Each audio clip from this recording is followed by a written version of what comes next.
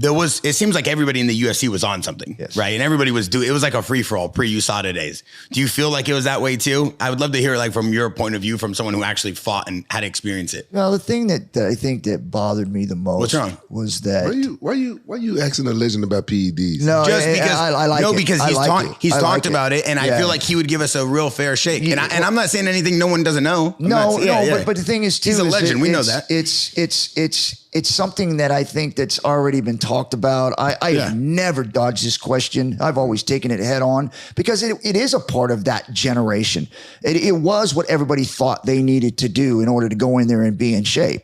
So, but as time goes on, you start being educated on what does and does not work. And as you started going through, I would say mid 90s or late 90s, you started understanding that a lot of that stuff was really bad for you, especially for hard cardio. And so they started doing more of the growth and the test, more of that what your body already naturally produces, and you give it a little bit of a kick, but you're not using a whole lot of it. So as your body recovers and you're getting stronger as you go through your training, and you're not losing any cardio whatsoever. The thing that bothered me the most was that, you know, in the beginning when everybody was kind of doing whatever they were doing, I was always under a doctor's care. That's why I'm where I'm at now. I'm healthy. I have no issues. I have always done it the proper way. And but what bothered me was that when they started to test, and this was around the time I fought Tito, I believe the second time. I don't remember the exact time. And I remember cutting weight. I never cut weight before. I never had to because I fought at 215 or 218, and I was good, right? I mean, you didn't have to worry. I could fight heavy or lighter guys, and it just felt great there. And then we had to cut weight my first time, and because this is now all of a sudden they were testing. And I was like, okay, no problem. I wasn't abusing anything.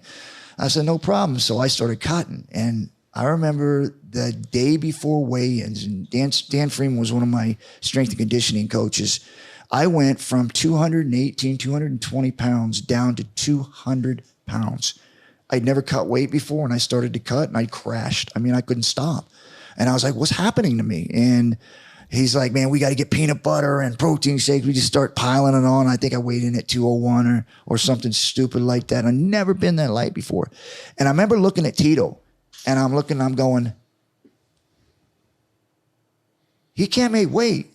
Like, how's he going to make weight? He walks on, he steps on, he's 205 or 206, something like that.